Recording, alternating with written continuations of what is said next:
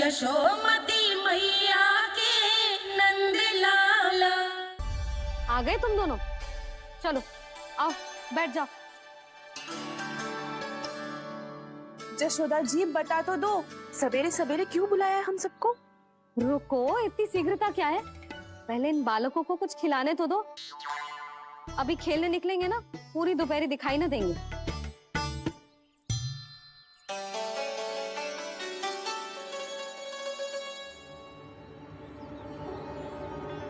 मैया देखो ना कैसे अपने आभूषणों का दिखावा कर रही है जो सुलोचना। चिंता मत कर बहू, शीघ्र ही हम इससे अधिक आभूषण और इससे अधिक उत्तम वस्त्र पहन के घूमेंगे। ये देखो तुम दोनों के लिए क्या बनाओ है मैंने। पूरे गोकुल में प्रसिद्ध मेरे पेड़े। चलो लो। यशोदा ये तो बहुत सारे हैं। हाँ जशोदा जी, इतने सारे तो मैं भी ना खा पाऊँ। क्यों दृष्टि लगा रही हो सुलक्षणा? बढ़ती आयु के बालक हैं, खाने दो इन्हें। तुम सब कछु मत सुनना, जी भर के खाओ। देखा ना?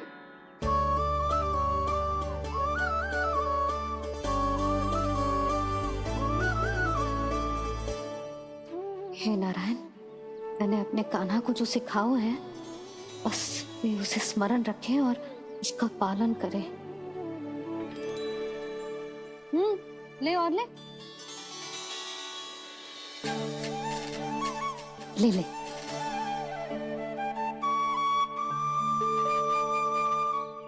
आज तो एक के बाद एक पेड़ मिल रहे हैं, वो भी बिना रोक टोक के। मैया दो के बाद तीसरी मिठाई बड़ी कठिनाई से खाने देती है, पर आज सादा लाड पेड़ों के माध्यम से जिता रही है। कछु तो रहस्य है। प्रभु, क्या आप भी वही सोच रहे हैं जो मैं सोच रही हूँ? कोई परीक्षा तो नहीं ले रही है ये? किस सोच में पड़ गए तुम दोनों?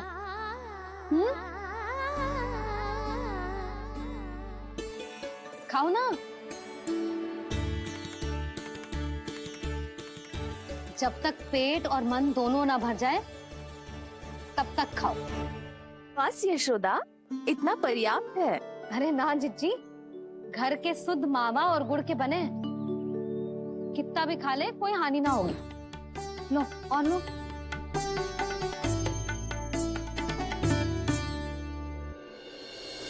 प्रभु, परीक्षा ही है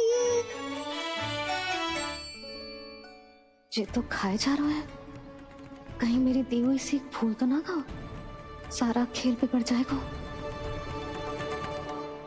सदैव स्मरण रखियो लल्ला, लोग बहुत भयानक होते हैं, बहुत भयंकर।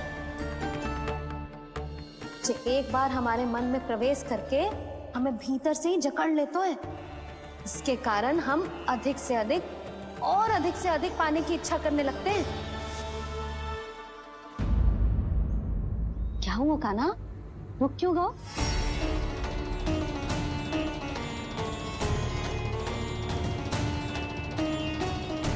आपने तो सिखाया था मैया, जितनी आवश्यकता हो उतना ही लेना चाहिए, लोभ कभी ना करना चाहिए।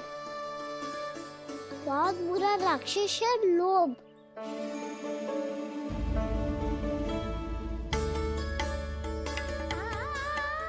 बुरा और खाने में कोई बुराई ना है कान्हा, ले ले।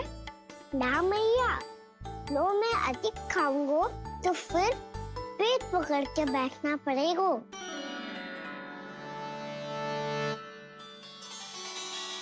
हाँ, मेरा भी पेट भर गया।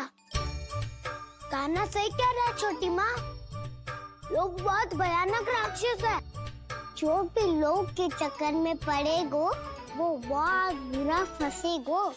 अच्छा जाओ, जाके खेलो तुम दोनों।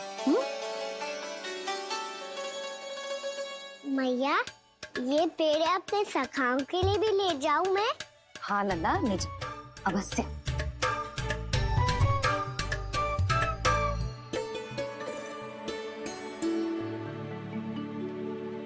देखो, जो बात इन नन्हे से बालकों को भी समझ में आ रही है, वो तुम सबकी समझ क्यों ना आ रही?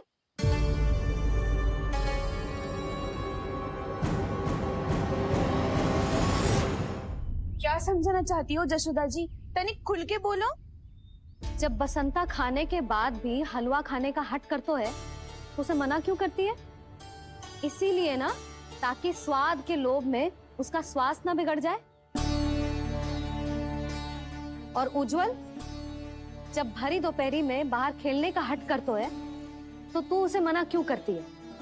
इसीलिए ना, कि खेल के लोभ में उसे लू ना लग जाए। हाँ, और पुराण पढ़ना तो अच्छी बात है ना? तो श्री रामा जब रात में दीप के प्रकाश में पुराण की कथाएं पढ़ना चाहते है, तो क्यों मना करती है? उसे बता। ताकि कथाओं के लोभ में उसकी दृष्टि खराब ना हो जाए जीजी। तो इसका अर्थ तो यही है ना, कि लोभ चाहे पेड़ों का हो, चाहे पुराण की कथाओं का हो, या फिर अधिक धन अर्जित करने का हो, लोभ सदैव हानिकारक ही होता है। जे बात तुम ही सब ना समझोगी, तो अपने बालकों को कैसे समझाओगी? बोलो। हम सबकी मैया यहाँ क्यों आई है? डांट पड़ी क्या? चौरी विद्या प्रसारण टोली के बारे में सबको पता चल गो क्या? चिंता के चने चबाना छोड़ो और ये पेड़े खाओ। भीतर और भी गंभीर समस्या पे चर्चा चल रही है। कैसी समस्या? लोग की भयानक राक्षस की समस्या। व्यापारी जी, नंद जी ने कल सभा बुलाई थी और आज रानी यशोदा जी ने सारी स्त्रियों को अपने घर पे बुलाया है। तो आपको नहीं लगता कि हमें कुछ करना चाहिए? करना तो चाहिए गुप्तचर। सबसे पहले हमें हाट जाकर गोकुल वासियों की प्रतीक्षा करनी चाहिए। सूर्यास्त से पहले वो सारे मूर्ख वहाँ आने वाले हैं, मेरे सामने नारायण के नाम का प्रण लेने। उन्हें चाहे कोई भी कितना भी समझा ले बुझा ले, उससे कोई अंतर नहीं पड़ेगा गुप्तचर। हमारा वास्तविक धन क्या है? दूध, घी, दही, माखन, यही ना? हाँ, तो श्री नारायण की कृपा से तो हमारे पास इसकी कोई कमी ही ना है। तो हम सब तो पहले से ही धनवान हुए ना। तो फिर जे गोधन अपने परिवार और संतान में बांटने के बाद जो भी बचतो है, वो तो हाट पे बिखी जातो है ना। तो फिर मथुरा के किसी अपरिचित व्यापारी के साथ माथा फोड़ने की क्या आवश्यकता है? जशोदा जी, हम आपकी और नंदराज की चिंता समझते, पर इसकी कोई आवश्यकता ना है। कुछ उल्टा सीधा नहीं करेंगे हम। विश्वास रखो जशोदा, हम जो कुछ करेंगे समझदारी से करेंगे। लोभ में आके कोई निर्णय नहीं लेंगे हम लोग, है ना? हाँ। अच्छा, अब चलती हूँ। बुलावे की सूचना पाके सब कार्य ऐसे ही छोड़कर आ गई थी।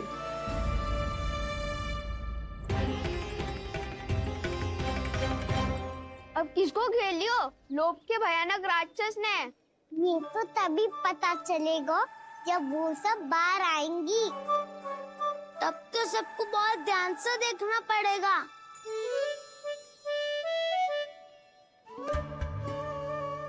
देखना तो पड़ेगा दाऊ, तभी तो पता चलेगा माखन चुराने किसके यहाँ जाना है। नाना,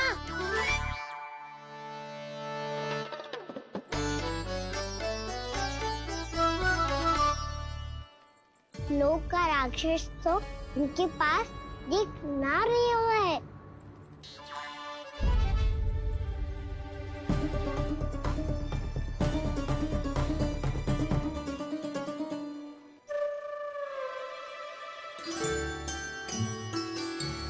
विभिन्न नारायण का बहुत बहुत धन्यवाद। कान्हा, मेरे मैया को घेर रहे है क्या उस राक्षस ने? यशोदा भाभी और नंद भैया कितने चिंतित थे ना। पक्का कछु न कछु कारण तो अवश्य होगा। हाँ, मुझे भी सच लग रहा है कि धनवान बनने के चक्कर में मैं तनिक ज्यादा ही लोभ में पड़ गई थी। नहीं, बस गए। और मेरी मैया दादी, उनका क्या गाना? बहू, सुलक्षणा की जैसे ढेर सारा धन कमाने के चक्कर में लोभ में तो ना आ रहे ना हम। हे नारायण, बहुत कृपा है आपकी। लगता है लोभ का राक्षस किसी को अपनी चपेट में नहीं ले पाया। लेता भी कैसे दाऊ? मेरी मैया ने जो समझायो है। क्या लगता है यशोदा, इन्हें समझ आया होगा? आशा तो यही है, और अब भी ना समझी तो फिर तो नारायण भी ना समझा सकते। दोपहरी में हम सब मिलेंगे। दोपहरी में? तो क्या तू तब निश्चित करेगो कि आज किसके यहाँ जाना है माखन? आज कोई माखन चोरी नहीं होगी। क्षमा करना राऊ, भैया के का समझाने के बाद भी जिसके समझ में कछु ना आई होती, उसके घर चोरी तो करनी पड़ेगी आज।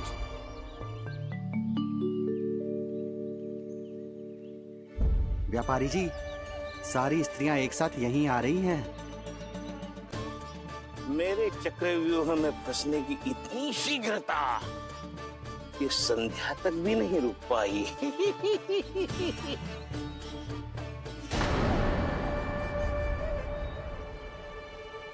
पर ये आपके तरफ ध्यान क्यों नहीं दे रही हैं?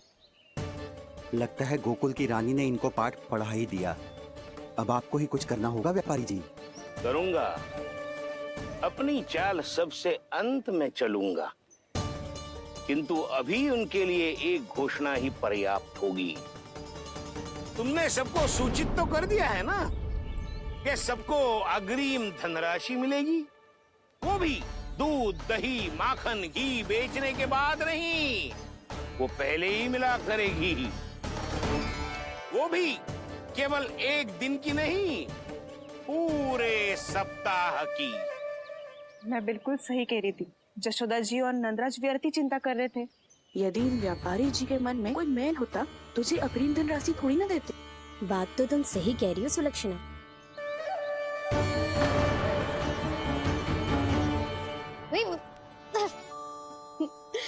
कितनी शरारत करते है तू? काजल लगाने दे मुझे। भैया पहले मुकुट लगाओ ना।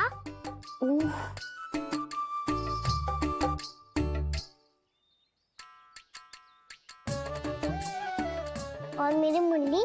हाँ हाँ रुक जा, ले बस होगा प्रसन्न। भैया मैं ना चाहता मैं इसे फिर से भूल जाऊं, नहीं तो कड़ी धूप में इसे लेने वापस लौटना पड़ता है। चल अब बैठ जा, अब मुझे काजल लगाने दे लेना। भैया इतना सारा काजल मत लगाओ, छोटा सा बालक लगता हूँ मैं। आहा, नखरे तो देखो, इतना सज धज के तो तेरे बाबा भी ना जाते बाहर, दृष्टि लग जाएगी नल्ला।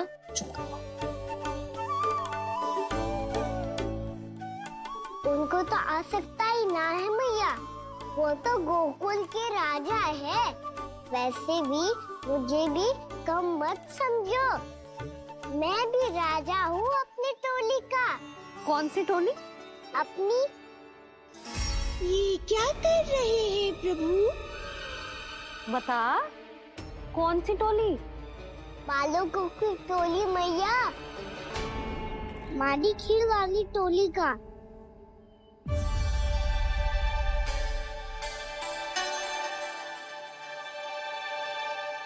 क्या हुआ जी? देखो जी, आप इतनी चिंता मत करो, आप गोकुल के राजा हो और जे बालकों की टोली का राजा है, तो मैं भी जसोदा हूँ, मैं कोई कम थोड़ी ना हूँ, मैं भी गोकुल की स्त्रियों की रानी हूँ। मैंने सबको समझाओ है, सब समझ गई हैं। उपनंद भैया से बात करके आ रहा हूँ अभी। पता चलो है कि उस व्यापारी ने अग्रिम राशि का लोभ दिया है सबको। मुझे ना लगता तुम्हारे समझाने का कोई लाभ हो। अभी तो ये सब समझ के गई, बोल के भी गई कि अब उस व्यापारी के फेर में ना फंसेंगी। इतनी शीघ्र पलट गई, इन सब में अपनी बुद्धि ना है क्या? जब कोई विकार मन में बस जाता है ना यशोदा, तो सूझबूझ सब समाप्त हो जाती। तो मुझे ही कच्चू करना पड़ेगा। मैया मैं जाऊं? हाँ तू जा।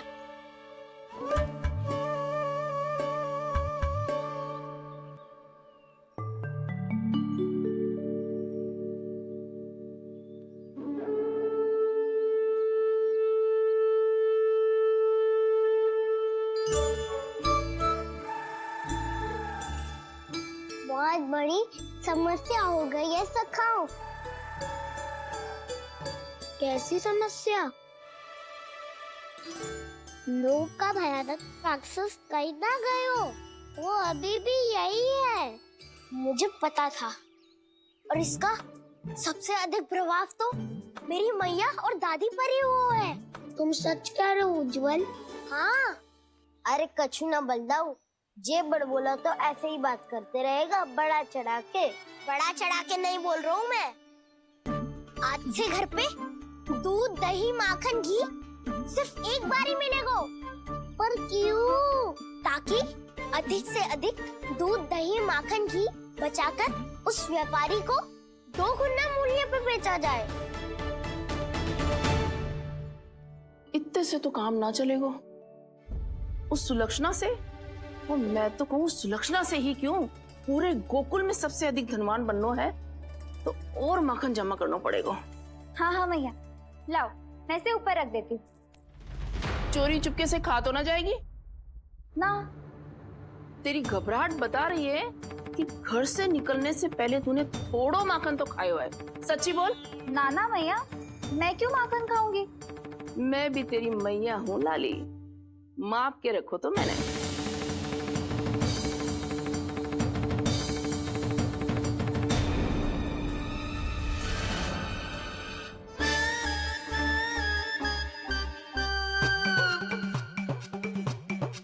हाय रे, तूने तो सच्ची में माखन खायो है। तनिक भी लज्जा ना आई तुझे?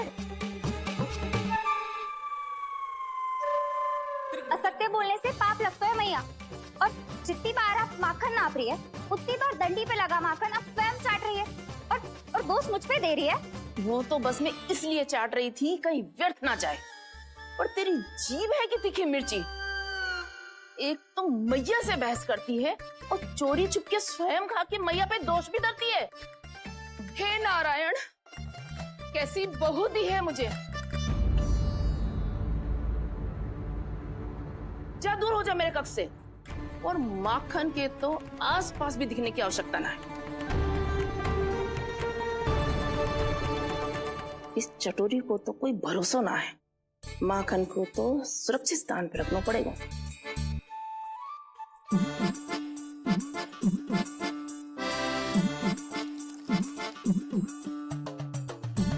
यदि बहू ने अब मटकी उतारने को प्रयास किया तो अचानक पानी गिर जाएगा और घबरा के वो चिल्लाएगी और मुझे पत्तों पड़ जाएगा। मैया,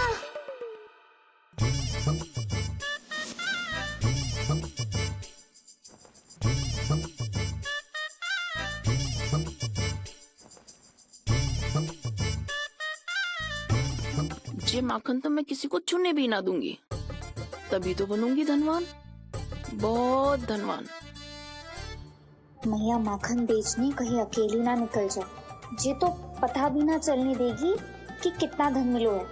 इन्हें अकेली धनवान ना बनने दूंगी मैं भी बनूंगी धनवान, बहुत धनवान। पहले तो जब चाहे तब भरपूर माखन खा सकता था, पर अब दोनों तो ऐसे संभाल के रखती हैं कि जैसे माखन की मटकी ना स्वप्न का कलश हो। मेरे यहाँ भी ऐसा ही हो रहा है। नारायण का बहुत बहुत धन्यवाद। नंद जी और जशोदा जी की बातों में आने से पहले ही सत्य का पता चल गया।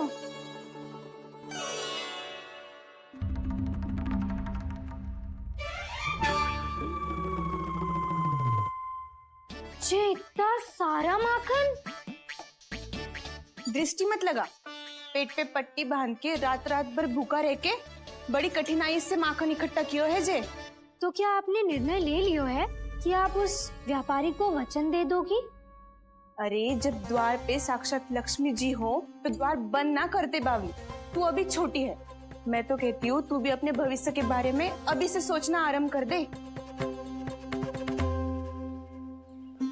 कटौती तो मेरे घर पे भी आरंभ हो गई है का ना।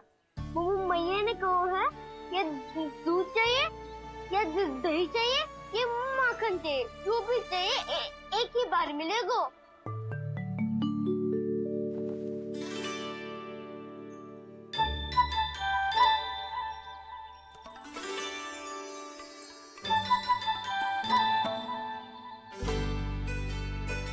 तब हमारी टोली को ही कुछ करना पड़ेगा।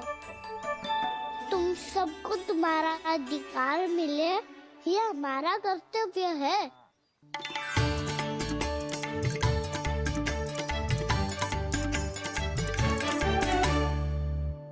अब हम कछु ना कर सकते यशोदा। यदि अब मैंने उन्हें रोको तो उन्हें लगेगा कि मैं उनसे उनकी उन्नति का अधिकार छीन लूं। दूध दही माखन पे सबसे पहला अधिकार बच्चों का होता है, फिर घर के बालकों का, और ये अधिकार हमें दिलाना चाहिए, है ना दाऊ? मैं सब समझता हूँ कान्हा, तुम मुझसे इसलिए पूछ रहे हो ताकि तुम माखन चोरी की योजना बना सको, पर मैं तुम्हारा समर्थन नहीं करूँगा। पर दाऊ ना, पिछली बार तुमने ही कहा था ना कि हम ये चोरी केवल वानर महाराज की सहायता के लिए कर रहे हैं। लो, वानर महाराज भी आ गए हमारा साथ देने। आज कोई किसी का साथ नहीं